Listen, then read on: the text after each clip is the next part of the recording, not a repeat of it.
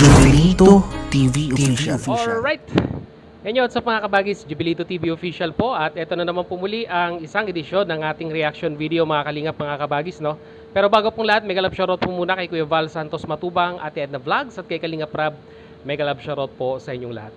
So ito na nga mga kalingap at kabagis, no? For today's reaction video, gawa lang po natin ng reaction at muli po pagbibigay ng opinion dito nga po sa naging recent video upload ni Kalingap Rab, no? Nung pagbisita po niya kila Rose Ann para po isama ito pong si Ma'am Marilyn TV, no, na magi-sponsor po ng pag-aaral niya sa kolehiyo. At dito nga po ay napag-usapan din po nila mga kalingap at kabagis ang patungkol po sa lupang nabili ng kanyang nanay, no, itong nanay ni Rose Ann, na kung saan mga kalingap at kabagis ay parang merong problema dahil sa nakinita ko po at sa napanood ko po mga kalingap at kabagis ay parang hindi po nasunod yung tamang proseso, no, sa pagbili ng lupa nitong nanay ni Rose Ann. Pero wag po nating i-judge ang nanay ni Rose Ann mga kalingap at kabagis dahil alam nyo naman ang pagbili ng lupa ay medyo may pagka-technicalities po yan at aminado naman po ang nanay ni Rose Ann na may mga bagay-bagay po siyang hindi naintindihan pagdating po sa bayaran ng lupang pagpapatayuan sana ng pabahay program ng Team Kalingap. So ito mga kalingap at kabagis, no, panoorin po muna natin ang video clippings ng usapan po ng nanay ni Rose Ann, si Kalingap Rab at si Ma'am Marilyn TV. Darito po yun mga kalingap. Lupa.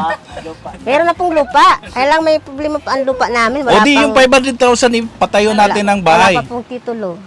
Akala ko nag-usapan na po tayo. Sabi daw po may titulo.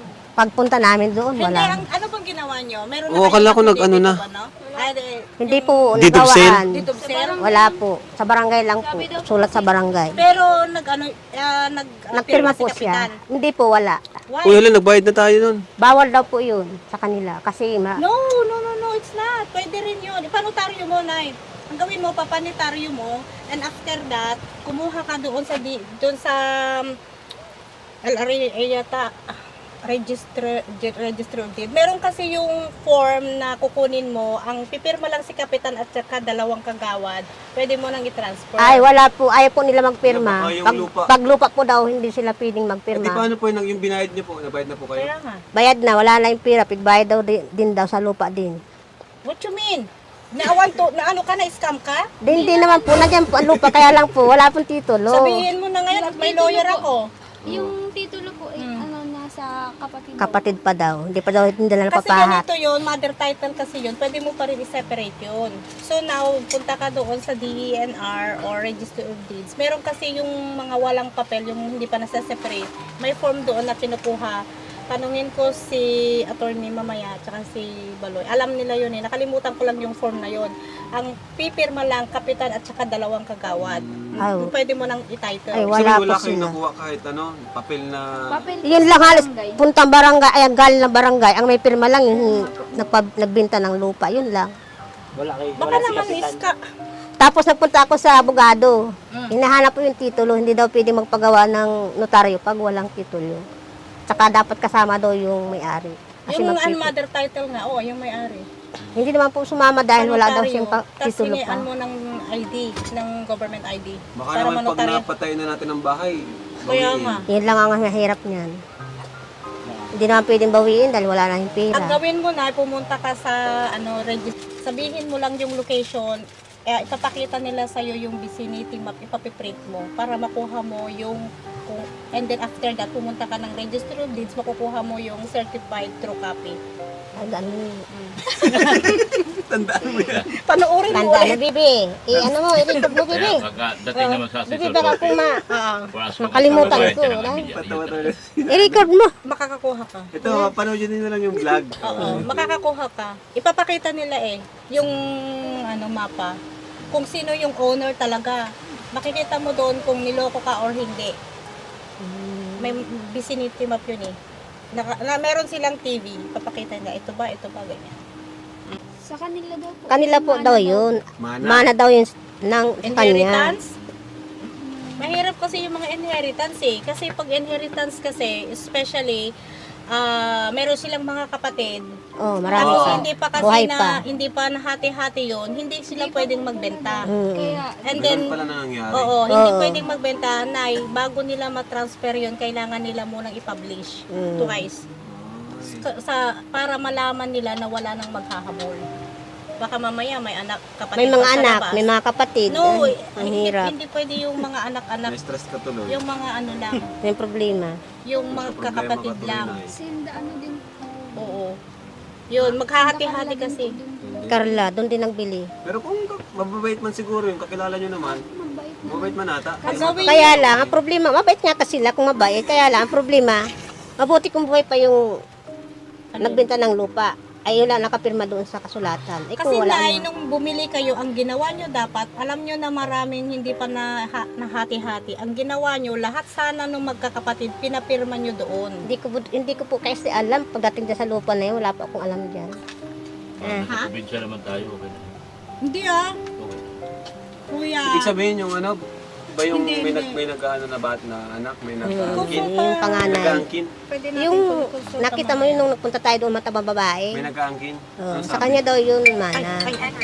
O tapos, Kaya di ko wag sa daw- kanyang mana, wag yung daw kayong pera, matakot. doon niya kunin sa ano, binayaran natin. Ay, wala. Sila lang bahala doon kung saan pupunta yung binayad nyo. Kaya nalilito nga ako kung paano yan na aksyonan. Ang problema. Mamaya ikukonsulta natin sa eksperto. Nung ano, Ang problema Noong- kasi yan kapag napagawa na natin yung bahay, Oo. Tapos papaalisin din kami. saka sila maghabol. Paano? So yun na maaling apat kabagis, no? Malinaw po na hindi po nagkaroon ng maayos na usapan, hindi nagkaroon ng maayos na kasulatan regarding po dito sa pagbili ng lupa na pagtatayuan ng bahay nila Rosa, no? Mga kalingap at kabagis, dahil parang ang lumalabas po ay mother title po ito na kung saan ay dapat po sana pipirma kung sino man yung talagang may-ari ng lupa, no? At syempre po, sabi nga po nila ay parang namana po itong lupa na ito, at alam naman po natin ang proseso sa mga namamanang properties ay kailangan, kung may mga kapatid po yan, ay meron pong approval or pirmang manggagaling sa kanila, na kung saan ay wala naman pong nangyari. And at the same time ay red flag din po yung hindi po pagpirma, no, ng barangay dito po sa kanilang naging kasulatan. Parang written agreement lamang po ito, mga kalingap at kabagis, na kung saan ay hindi po na-check yata sa Registry of Deeds, at ito po ay magiging malaking problema pagdating ng araw. Pero sa tingin ko po ay tutulong naman po itong si Ma'am Marilyn TV para po maayos itong gusot na ito, lalong-lalo na po nagkabayaran na, malaking halaga din po yon, mga kalingap at kabagis. At kung madadaan sa legal na proseso, no, para magkaroon po ng sabihin na nating title yung nakuhang lupa, ay siguro naman po makakatulong yung sinasabi pong abogado ni Ma'am Marilyn TV, no. So sana hanggat maaga pa po ay maagapan para hindi naman po masayang yung perang ibinigay or ibinayad po dyan sa lote na iyan. Comment po kayo, mga kalingap at kabagis, kung ano naman po inyong opinion at masasabi dito nga po sa naging problema po ng nanay ni Rosaan sa pagbili ng lupa. Lagyan nyo lang po sa ating comment section, mga kalingap at kabagis. So yan na nga, maraming salamat dahil sa dulo po ng ating reaction video ngayong araw na ito ay nasamahan nyo po muli si Jubilito TV Official, at muli po papalala po ang inyong host. Sa mga hindi pa po nakasubscribe sa channel, Kuya Val Santos Matuba ang ate ng vlogs at Kalingap Arab. Huwag po natin kalimutang subscribe ang kanilang mga YouTube channel. And at the same time, muli po naglalambing din po ang inyong host. Sa mga hindi pa po nakasubscribe sa channel ni Jubilito TV Official, ay pakita man po ang subscribe button at ang notification bell para maging updated po kayo sa mga darating nating reaction videos. Once again, this is Jubilito TV Official, member of Team Cause. As I always say, mga kalingap and kabagis, peace, God first. God bless po. Bye-bye!